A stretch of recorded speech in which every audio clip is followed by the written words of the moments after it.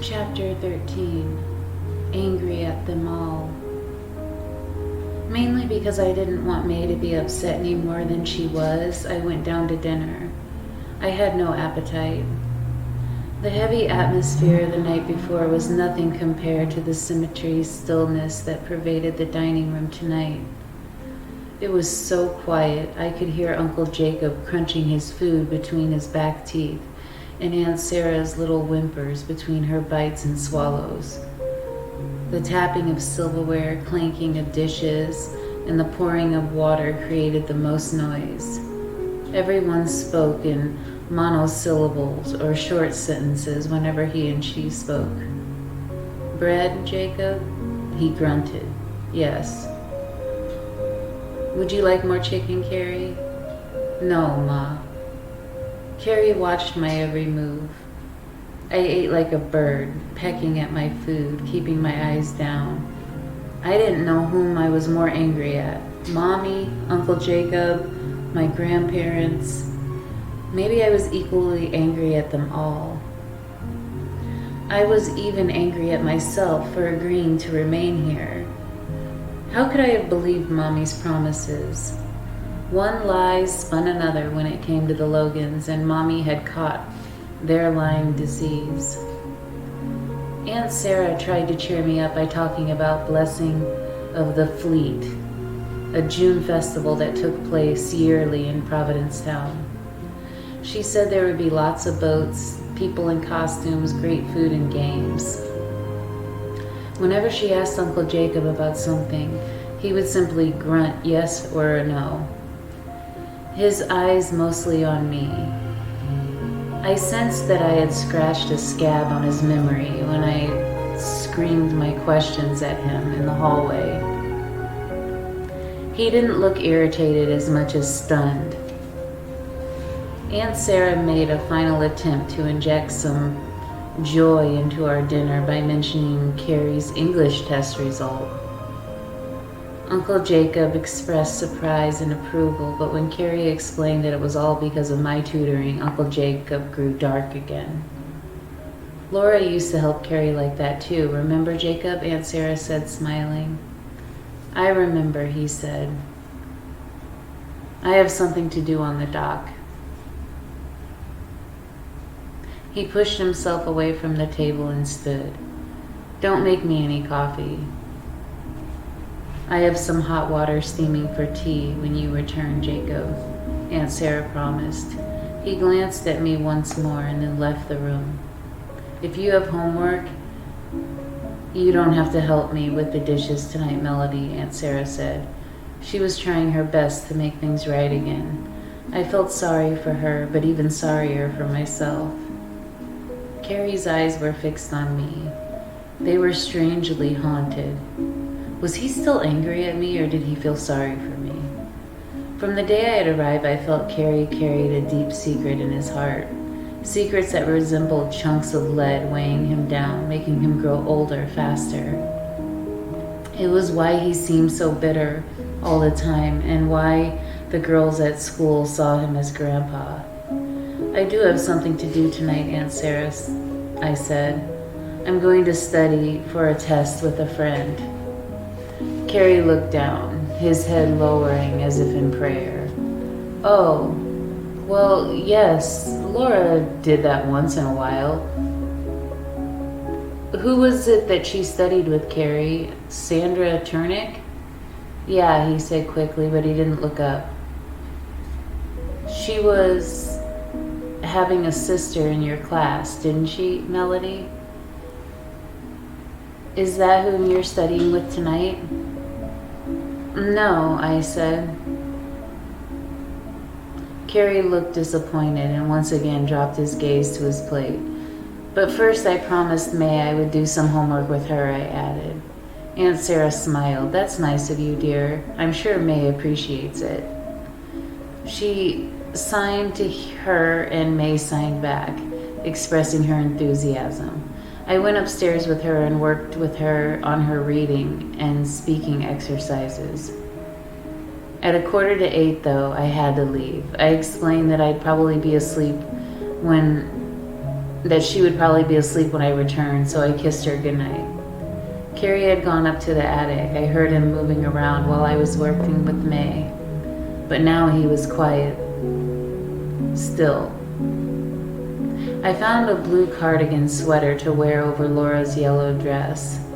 It was a little over 60 degrees outside, but the sky was clear with a 3/4 moon that put a bone-white glow over the sand. "Don't be too late, dear," Aunt Sarah called me from the living room as I headed out the front door. "I won't," I promised. My heart was pounding, both from the excitement and from the guilt. I hated lying to her, but there was no doubt in my mind that her and Uncle Jacob's reactions would have been if knowing I was planning to meet a boy on the beach. They have no right to restrict me, I told myself. This family especially has no right to tell me what I should and shouldn't do. Never before did I feel so much on my own, as much in control of my destiny. Mommy had deserted me, lied to me, ignored my feelings and my needs. She knowingly left me with people who looked down on us. She had left me to fend for myself. And that's just what I'll do, I told myself. All my life I believed in being honest. I believed the ultimate goodness of people only find out that my own parents deceived me. Who did I have but myself, I thought. Driven by my rage as much as I was drawn by Adam Jackson's magical eyes, I bounced quickly down the steps and walked away from the house. I looked back once. I thought a curtain in the upstairs window moved, but other than that, there was no sign of anyone watching. So I veered left onto the beach and plodded through the sand. I quickly discovered it was easier to walk with my shoes off. The sand, still holding the day's sunlight, felt warmer than the air. As I drew closer to the ocean, I saw the moon walk on the water and I heard the roar of the reef. The water looked inky, mysterious, and the stars on the horizon blazed with a brightness that filled my heart with even more excitement. In moments, I was far enough on the beach to sense the solitude. The Logan's house was lit up, but it looked like a toy, from the distance, with another 5 minutes of me walking away from it. I went up and down a hilly terrain, and at the top of the dune, I gazed towards the place on the beach I had been when Adam first found me. I saw the glittering flames of a small bonfire, and my heart thumped. Would he be surprised to see that I'd actually come, I wondered. I was surprised myself. When I drew closer, I saw his motorboat anchored on the beach and heard music from his radio. He was sprawled on a blanket, his hands behind his head, and he was gazing up at the sky. He wore a white polo shirt and a pair of white shorts. He was barefoot. If he heard me approach, he didn't show it. I stood beside him for a moment before he slowly turned his face, glimmering in the moonlight with that polished smile. He sat up. "I'm glad you came," he said. "It's a great night. It would have been a shame if you'd miss it." He patted the space beside him on the blanket. "Did you have any trouble getting out?" "No," I said. "I dug a tunnel." He laughed. "Great, so..." He said after a moment, "Are you just going to stand there? You didn't come all this way to watch me lie on a beach blanket, did you?" he asked. "Maybe. Don't forget that my uncle and aunt don't allow television in their house." He threw back his head and roared with laughter. Then he grew serious and gestured for me to come next to him. "It's very cozy on this blanket." I lowered myself to my knees and put my shoes down before sitting on the blanket close to the edge. He stared with a quizzical look on his face, and then he shook his head, still smiling. "Aren't you tense?" he said. "All right, I'll play hard to get to." He laid back on his hands and looked up at the sky. "I'm not tense." "Of course you are. All girls are." "Well, it's not true about me." He turned over and braced his chin on his hand and gazed at me. "Really? Well, Why do you work so hard at being beautiful if not to have boys look at you longingly? I don't work so hard at being beautiful. I imagine you don't, he said, nodding. You are what I would call a natural beauty. That's why all the cats in the school are clawing at you. So he said, sitting up again, tell me about your life in the Colmobile. Leave a boyfriend crying in his beer when you came to the Cape? No, I'll bet. Well, his loss is my gain, he snickered. Come a little closer, I won't bite, he said. You want me to beg, is that it? He asked when I didn't move. I don't want you to beg, no. So? I shifted on the blanket until I was beside him.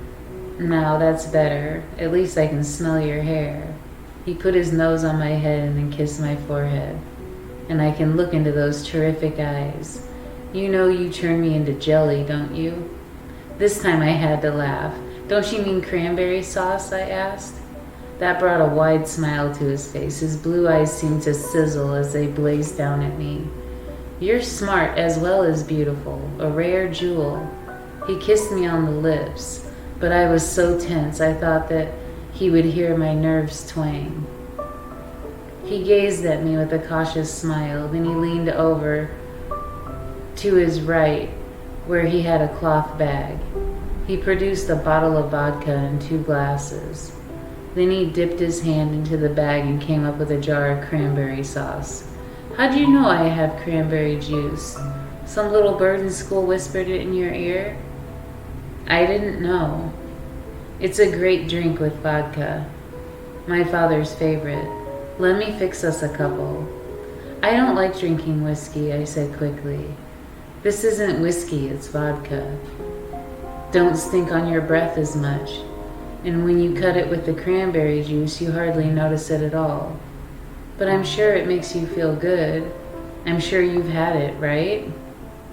Of course, I said, even though I never had. All I ever tasted was Mommy's gin, and I never understood why she liked it so much. After he made the drinks, he handed me my glass, and he turned on the radio to a station that played softer music. Let's make a toast, he said, tapping his glass against mine, to us, to good times and good weather forever. I took a sip. He was right. It didn't taste as bad as Mommy's gin. So, where did you used to go at night with your boyfriends in West Virginia? Old coal mines? Sometimes, I said, even though the very thought of going to a coal mine at night was terrifying. I didn't want him to think I wasn't experienced or as sophisticated as the girls here. He brought his glass to his lips and urged me to bring mine to his. To my lips. Keeps you warm inside, he promised. I drank some more. Was the sky beautiful at night in West Virginia? Yes. But you didn't have an ocean. The ocean makes the sky look better, doesn't it? He moved closer, putting his arm around my waist. I looked at the sky where it merged with the horizon. The water was glimmering and the stars did seem brighter than ever, some actually twinkling on the water. He nudged my cheek with his nose and kissed me softly on the neck. A flow of warmth rushed down over my shoulders to my breasts. Nervousness. I drank some more. Then I pulled a little away from him. I like this song, I said, don't you? What? Oh, yeah. He reached for the bottle of vodka and offered to refill my glass. Feels good, right? Yes. Let's see, this time we'll toast to the end of school. May it come quickly and put me out of pain. He clinked my glass again. Quick, drink or we won't have our wish, he urged. I took a long sip and thought this time the vodka was a lot stronger. I thought you were a good student, I said. He laughed. I do all right. Adam Jackson does enough to make his father happy with his grades, he bragged. Isn't your father a lawyer? I asked him. Yeah, but don't worry, I won't sue you if we don't have a good time tonight. Do you want to be a lawyer? I asked quickly as he leaned over to kiss me. Maybe, I don't know. My father wants me to be. He brushed his lips against mine and then turned abruptly to lower his head to my lap so he could look up at me. You look great from down here, he said. He reached up and fingered the buttons on my cardigan sweater. I put my hand over his. You're not cold, are you? A little, I said. Take another drink. Go on, he urged. You won't be cold long. I did, and he smiled. His finger undid one button and then another. You look great in that dress today, he said, like a fresh flower. I was jealous of the way some of my friends were looking at you. His finger traced the valley between my breasts. Then he lifted himself slowly and reached behind my neck and gently brought me down to meet his lips. It was like a kiss in the movies, his kiss pressing against mine, his tongue moving between my lips. The music around us, the stars above us, I felt warm all over. My mind reeled. He took my glass of vodka and cranberry juice from me and urged me down to the blanket, and then turned me so he was lying face down over me. I just knew you and I would click, he said. How did you know? Adam Jackson knows women. You talk about yourself as if you were someone else, I giggled. I never heard anyone do that. Simple explanation, he said, shrugging. I'm bigger than one person. He lowered his lips to mine and kissed me long and hard. His right hand was moving over my ribs to my breasts. You're delicious, he said. My pulse was racing. I looked past him at the stars, and they seemed to blur and merge. He kissed my neck, then lowered himself so that he could put his tongue under my collar, toward my breasts. I felt him lift me gently and find the zipper behind my dress. I started to resist, but the zipper flew down, and he quickly nudged my dress over my shoulders, driving his mouth to my breasts. It was as if I were a magic carpet, not just a beach blanket. It seemed to lift both of us from the sand and begin to turn counterclockwise circle. He had the straps of my bra down and was manipulating the hook with surgical expertise. It popped, and his hand moved over the garment, instantly lifting it away. Before the air could touch my naked bosom, his lips were there, nudging and strumming my nipples. I felt a weakness in my legs as his legs moved between and forced mine to separate. It was happening so fast, the blinking out of focus stars falling like a downpour of diamonds around us. The blanket was spinning. His hand was under the skirt of my dress, and his fingers were toying with my panties. The roar of the ocean covered my small protest, and he was saying, "You're perfect. I knew we would be great together." But this wasn't romantic and lovely. This frenzy of passion frightened me more than it excited me. Too fast, I thought. It's happening too fast. I pushed his chest and shook my head, but he smothered my explanation with his lips, jabbing his tongue harder into my mouth. I nearly gagged. When he pulled back, I screamed, "Stop it!" "What?" he cried. "You wanted this, didn't you? Otherwise, why would you have come here? Just relax, lie back and enjoy Adam Jackson." My arms were too small and weak to hold back the weight of his upper body. I started to cry as He lifted me easily and began to slip my panties down my thighs. I was shaking my head and pleading. I could hear his heavy, hard breathing, and I tried to turn my mouth from his, but he seemed to have grown in size. I saw him in the same distorted way I saw the stars. He resembled a great jellyfish spreading over me and encompassing me. Please stop, I pleaded. He pulled his head up and looked down at me disdainfully. You're a tease, he said, and Adam Jackson is not to be teased. I thought I would pass out beneath him. My eyes rolled and my mind went dark for a moment, and then suddenly I felt him rise off me, his head going back first and then his lower body lifting. I opened my eyes to see Carrie pulling him away, clutching his hair and grasping his right arm. He jerked him so hard that he fell back on the sand. Get off her, he cried. Adam turned over on the beach quickly and got to his feet. I sat up, my stomach gurgling. The two boys faced each other. Carrie's hands were clenched into small mallets. With his shoulders boisted like a hawk, he stepped towards Adam. Come on, he said. Let's see how you protect that precious handsome face of yours. Get out of here, Adam whined. She wanted it, he said, pointing at me. She came over here, didn't she? Carrie gazed at the bottle of vodka on the blanket. You got her drunk, you bastard. You took advantage of her. Carrie lunged towards him and Adam jumped back. You're crazy, he cried. Your whole family's crazy, including her. He backed away. I'm not going to fight over her. He continued back towards his boat. Carrie stood glaring at him. Then he turned to reach down for the bottle of vodka and heaved it at Adam's direction. The bottle smashed at the side of his boat and splattered.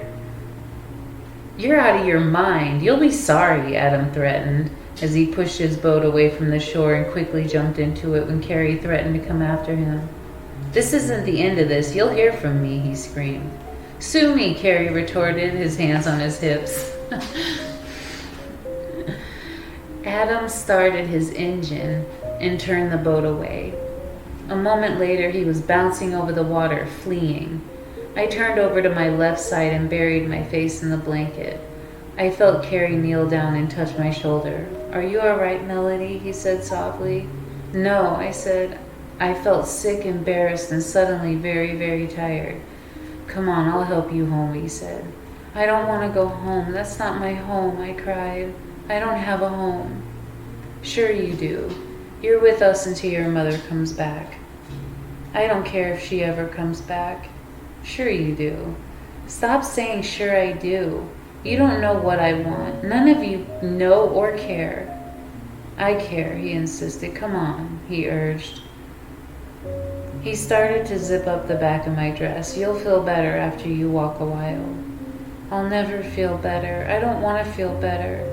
Just leave me here on the beach and let the water come and pull me out to sea. I'd rather drown. He laughed. Come on. You're just a little drunk. I'm not drunk, I said and spun around. Only when I did, the whole world spun and kept spinning. I moaned and fell into his arms. The gurgling in my stomach turned into a volcano and it began to erupt. He held me as I heaved. All the vodka I had drank, and on a relatively empty stomach, came up like molten lava. It burned its way through my throat and poured out of my mouth. The pain of heaving doubled me over. If it had not been for Carrie holding me, I'm sure I would have fallen face forward into the sand. Finally it stopped. I took deep breaths, gasping for air. You all right now? I was feeling better after getting rid of the vodka. I nodded, and he lowered me onto the blanket. Just rest a moment, he said. I took shorter breaths, the heaviness of my chest lessening, but there was an ache in my eyes and my stomach felt as if it had been punched a dozen times. The good thing is that the spinning had stopped. How did you find us? I asked, staring and realizing what had happened. I followed you. I had a suspicion you were going to meet that creep, he said.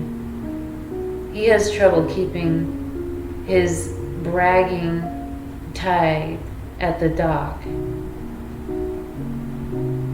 He was telling some of his friends that he was going to have a good time tonight on the beach, and he would have a big story for him tomorrow. He didn't mention your name, but I was afraid it was you, and then when you told me you couldn't go into town because you had made other promises, I was even more suspicious. That lie you told at dinner clinched it.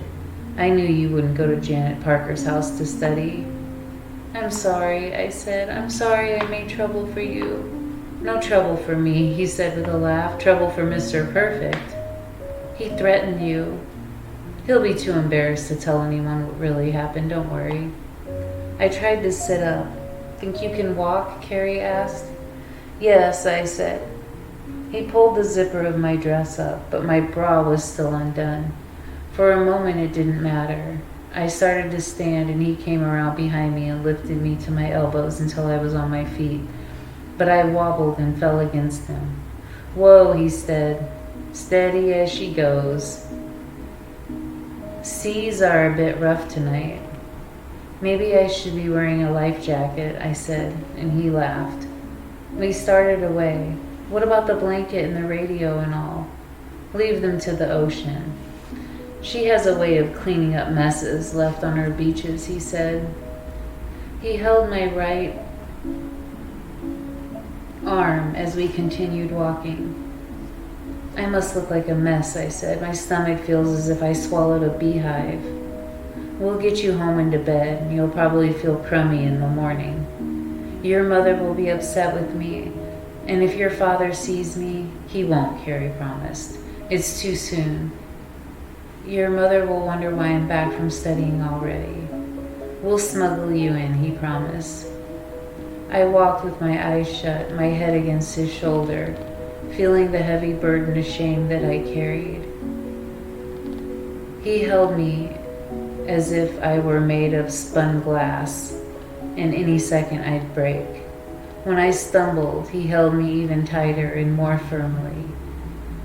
It seemed to take forever to get back over the hill, and then when we started to descend the second one, he abruptly stopped. Wait, I opened my eyes. What? He squinted in the darkness. My father, he whispered. He's coming back from the dock. Great. Now I'll have to hear how this proves that I'm my mother's daughter. He'll have me reading the Bible all night. Shh. Just don't move for a moment. Carrie was quiet for a long moment. All right. He's just about in the house. Let's go to the boat for a little while, he said. You'll clean up and straighten up, and then we'll go in. Come on. You'll be all right, he promised. His words spread like a magic shawl of comfort over my shoulders. I relaxed and found his direction. He turned me right, and when we moved down the hill toward the ocean again, moments later we were at the dock. He helped me onto the lobster boat. It bobbed gently in the water, but I was still too unsure of myself to walk without Carrie's support. Easy. He guided me to the cabin, leading me to a cushioned bench. He turned on a small oil lamp. How are you doing? I feel as if I'm stuck on a runaway roller coaster. My ribs ache and my head feels like a hunk of coal. My stomach wants to resign from my body. I've never been drunk before. Luckily you were there for me, I said. Thanks. He stared at me. I hate guys like Adam Jackson. They think everything's coming to them because they were born with silver spoons in their mouths. They all ought to be harpooned or taken out to sea and left there floating on their egos. I laughed, but it hurt and I moaned. Instinctively, he reached for my hand. You want a drink of water? Yes, please, I said, and he got up to get it. That was when I looked down and saw the mess that I had made in front of my dress. Oh, Carrie, look, Aunt Sarah will be devastated. One of Laura's dresses is stained. He turned and gazed at me. He thought for a moment. I got a tub on deck with some soap. We'll scrub it clean and I'll put it on the kerosene heater for half an hour. That'll dry it enough. He poured me a glass of water and handed it to me. In the meantime, he took the rubber raincoat off the hook. You can wear this. I drank the water. I'll fill up the tub and get the brush. I'll wash it, I said. You don't have to do that. It's all right. If I can wash smelly fish guts off the desk, I can wash off someone's used vodka. Ugh, I said, laughing. He left, and I took off my dress and fastened my bra and put on the raincoat. All set, he called out. I'll do it, I insisted. You sure? Yes. He took me to the tub, and I scrubbed the dress clean while he lit the kerosene heater in the cabin. When I thought the dress was clean enough, I brought it to him and he draped it carefully over the heater. Shouldn't take long, he said. I sat on the bench and he went to the closet to look for a pillow. Here, he said, placing it on the corner bench, lie back and close your eyes and rest. Thank you. You're a regular rescue service, I told him.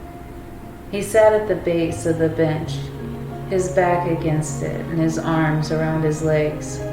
The small flame of the oil lamp flickered, making the shadows dance on the walls of the cabin. I could hear the water licking at the sides of the boat.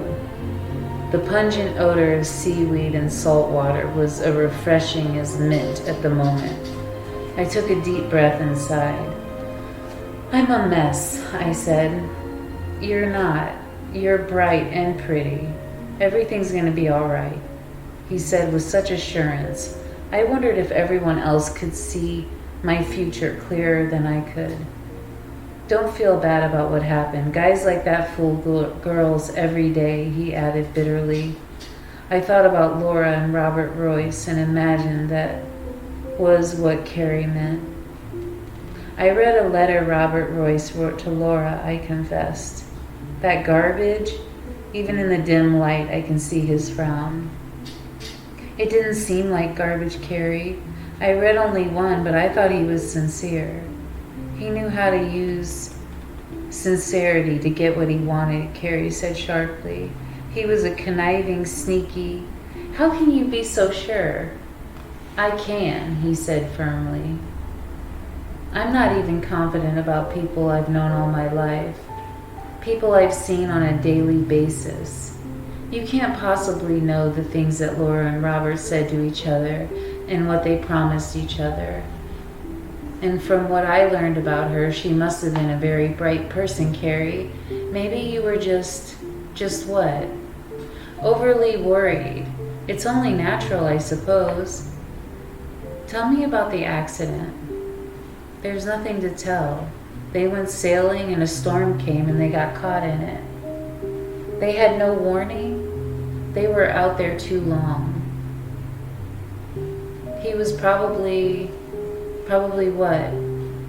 He didn't answer. Carrie, probably trying to do to her what Adam Jackson tried to do to you tonight. He resisted and kept her out there. She resisted and he kept her out there, and they got caught in the storm. He's responsible for what happened. He's lucky he died too, otherwise I would have killed him with my bare hands. In fact, I wish he hadn't died. I wish I could have been the one to kill him. I was quiet for a moment. His shoulders, hunched up with rage, relaxed a bit. Don't you think that if Robert Royce were that sort of boy, Laura wouldn't have continued to see him, Carrie? I asked softly. I certainly don't want to be alone with Adam Jackson again. He didn't reply for a while. Then he sighed and lowered his head and shook it. She was confused is all. She was in a rush to have a boyfriend. Why? Because of those things those busybodies in school were always teasing her about not having one, saying nasty things about her. About what? I held my breath. About us. They spread dirty stories about us. And she thought it was because she didn't have a boyfriend. So you see, she didn't really like Robert that much. She was just trying to please everyone and get them to stop. She thought it was bothering me and she blamed herself. That's terrible, I said. He nodded. Why did they make up those stories about you two? Why? Because they're dirty, mean, and selfish. They couldn't understand why Laura and I were so close, why we did so much together and for each other. They were jealous, so they made up stories. They're all responsible for her death, as Robert was, he concluded. I'm sorry, Carrie, I touched his shoulder. He nodded. Don't bother reading any more of those phony letters. They're full of lies. He wrote and said whatever he thought would get him what he wanted, Carrie assured me. Why doesn't your mother throw them out then? She wouldn't touch anything in that room. For a long time afterward, she refused to believe that Laura wasn't coming back. They never found her body, so she refused to accept her death. And then my father had the gravestone put in and forced her to go there with him. Finally, she accepted that much, but she still clings to the room and to her things and her clothes. I was surprised that she wanted to take you in and let you stay in Laura's room. But it's almost as if she thinks, what? Laura's coming back through you. That's another reason why my father hasn't been the most hospitable person. It's not that he dislikes you for any reason. There's a reason, I said. Something happened that made him so bitter about my mother, and I want to know what it was. Do you know anything else? I asked. No, he said quickly, too quickly, I thought. Then I'll just have to ask our grandparents to tell me everything. He turned, a look of disbelief on his face. You wouldn't just come out and ask them. Why not? Grandma Olivia can be tough. So can I said firmly, when I have to be. He laughed. Maybe you shouldn't, Melody, he said after a moment, his smile gone. Maybe some things are left better below the deck. Secrets fester like infections. After a while, they make you deathly sick. Carrie. That's the way I feel. It's the way you feel when people are making up stories about you and Laura. I said, searching for a way to make him understand how important it was to me. I tell you what, he said, reaching for my hand. I'll make you a promise. I'll promise to find out as much as I can about your parents, too. Will you? Oh, thank you, Carrie. He held onto my hand. It's okay, he said. You're probably right. You probably should know everything that there is to know about the Logan family. I smiled at him. When I came here, I thought you hated me. I did, he confessed. I knew my mother wanted you here, and I felt bad about it, but you're very nice, he said, and the only cousin I have, so I have to put up with you. Thanks a lot. Let's check the dress, he said and got up. It's not completely dry, but it's dry enough. You'll get by with it. Thanks, I said, rising. He handed me the dress, and I started to take off the raincoat. I'll wait inside, he said. I changed and hung up the raincoat and joined him on the deck.